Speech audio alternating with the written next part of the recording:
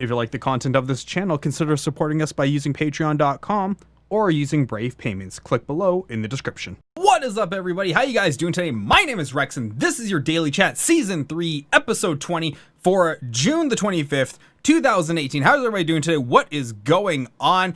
We are approaching so quickly past the halfway point of the year now. We're just about to enter July. And oh my goodness, my summer break is just flying by. I cannot believe how fast time is going. And there's still so much work to do and so many things to get done.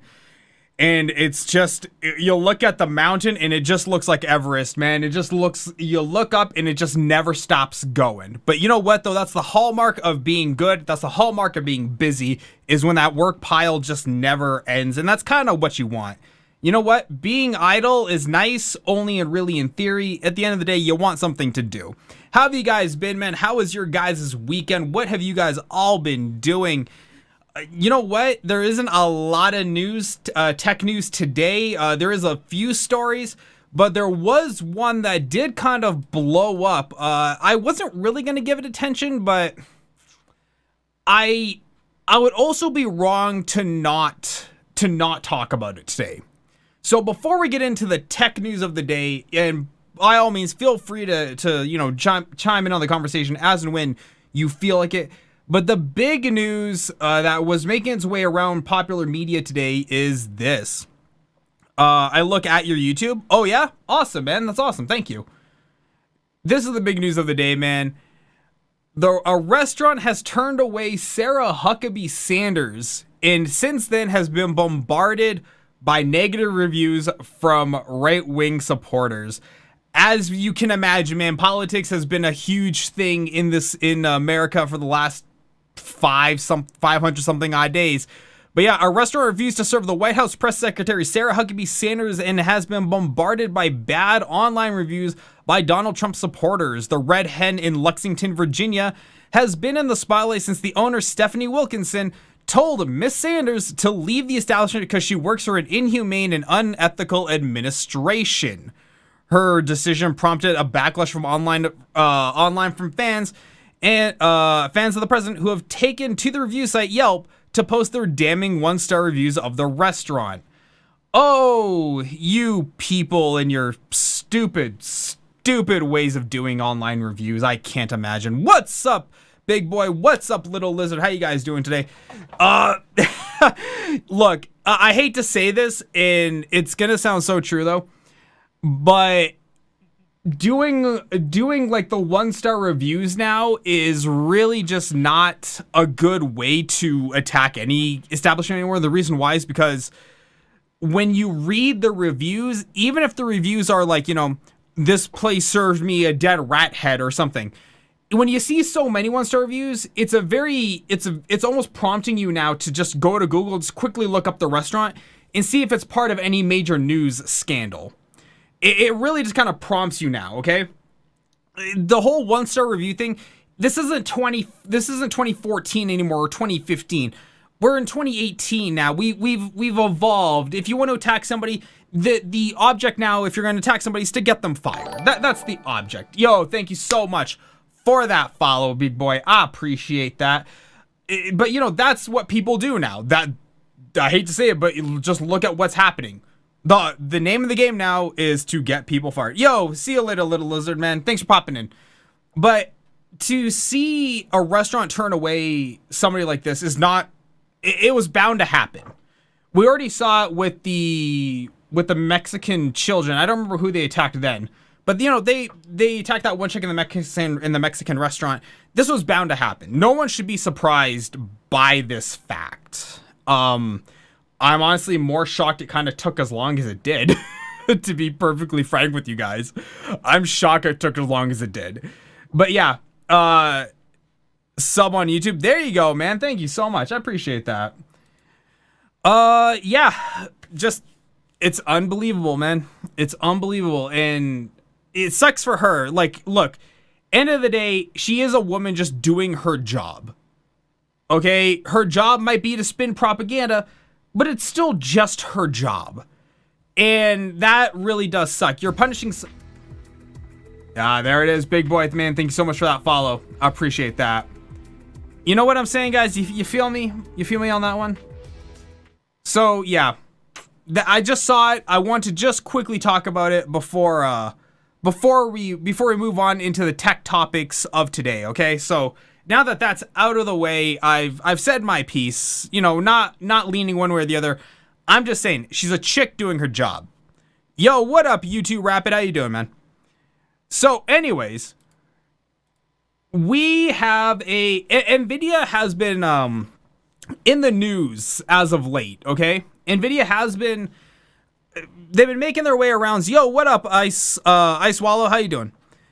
So the last time Nvidia was in the news was when they tried to do the Nvidia, what is basically the Nvidia exclusivity program. They tried to monopolize brands already established names and marketing to be solely used for Nvidia products.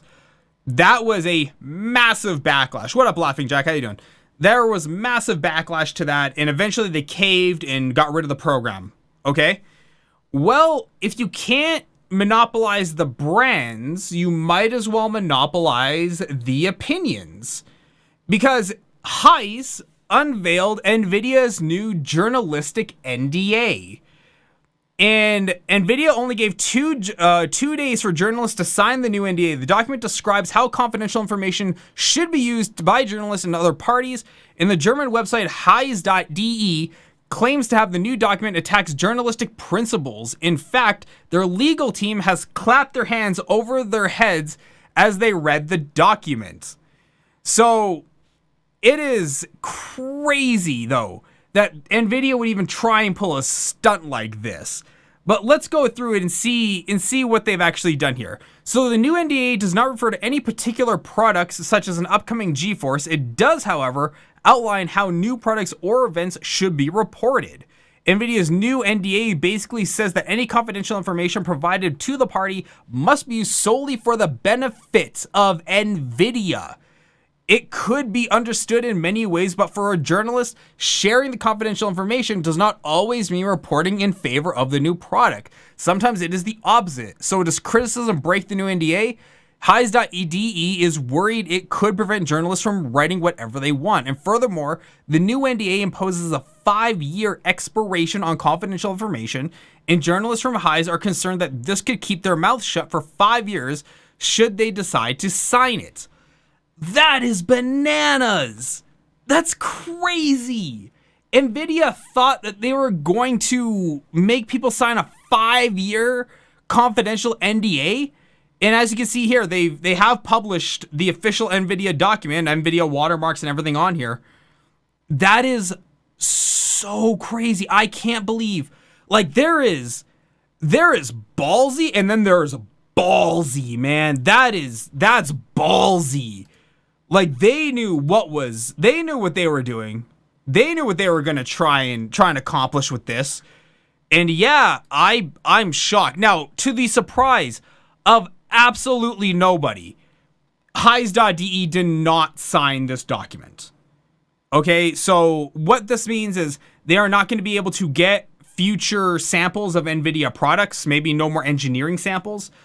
But you know what though, Heise, I applaud you for taking the stand against this. And I hope to God everyone else takes a stand against this too. This is just as bad as what we saw a few months ago with Nvidia trying to clamp down with their new with their partner program. You have to stop this stuff at the head. You have to stop it. Because if you give Nvidia this inch, I guarantee you the next time they will try and take the mile again. They will go for the throat and they will try and get everything they can out of that.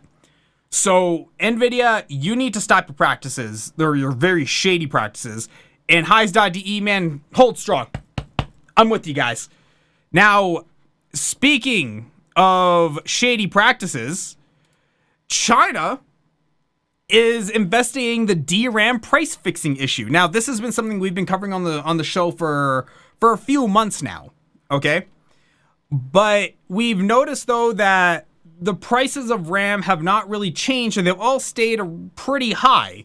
Well, this prompted China to look into it And now their Consumer Practices Board has looked at it and deemed a price fixing scandal. And with the three firms, Samsung, SK Hynix, and Micron, who make over 96% of the world's DRAM market, they are about to get hit with upwards of $8 billion in fines. And I know this is going to sound so shocking to you guys, okay? But they were actually hit by the American regulators a few years ago for the same bad practices. The same exact bad price fixing practices they got struck with, and they went back and did it again. You know what? $8 billion, not even close to enough. Not even remotely close to enough in the total number of fines that they should be facing for this scandal. Because you know what? The price fixing has been in place since 2015 or 2016. It has been around for a very long time, and it is incredibly anti-consumer. So, you know what?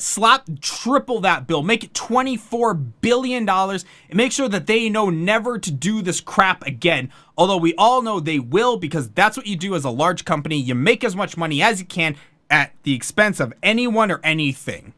But I'm glad. Good on China. You know what? You might be a garbage country full of like nothing but slave labor, but at least you know when to step in and like say something.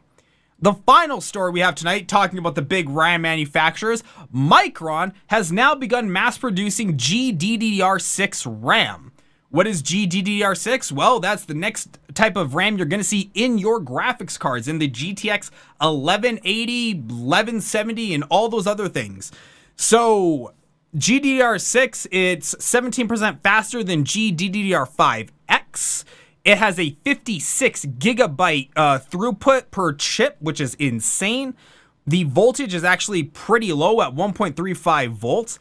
And like I said, you're gonna see this coming on the next set of graphics cards. So now that they're ramping up large scale production, 1180s can't be far away, which gives even more further validation to the rumored July release. We might have a July release or a July announcement for the next set of video cards, which, hey, if they are, that's awesome. At least it gives me time to save up some money. But you gotta know that we've already got the speculation of the price being about $1,500 for the top tier model. And now that we've got the GDDR6 in mass production, the time is saying that it's gonna be coming out really soon. Now, even though that this does 17% faster speeds than GDDR5X, realize this, that is not going to drastically affect how your games play. Okay? That's not how that's gonna work. This is better suited for like AI or autonomous cars, because the way the RAM is set up, it's better for parallel processing. Okay, so it might do some frames better, but yeah, this is more for industry use of the GPUs, not the gamer use of the GPUs. Okay, guys, that's going to do it for me today, guys. Thank you so much for tuning in. I've been Arif. This has been Daily Chat Season 3, Episode 20. And remember, hit that follow button if you're watching on Twitch or Mixer. Hit the subscribe button if you're watching on YouTube. We're trying to get to 1,000 followers. We finally crossed the 700 follower mark. Big thanks to Standard Damage for helping me get over that hump. Big thanks to everyone who is making this climb to 1,000 possible. I always mocked YouTubers for thanking like every fan, but I get it. I get it, because every single person legitimately counts to get me to the goal of where I'm trying to get. So guys, thank you so much. If you like this video, please do like, comment, share, and subscribe. And I will see all of you guys tomorrow. Same time, same place. Have a good night.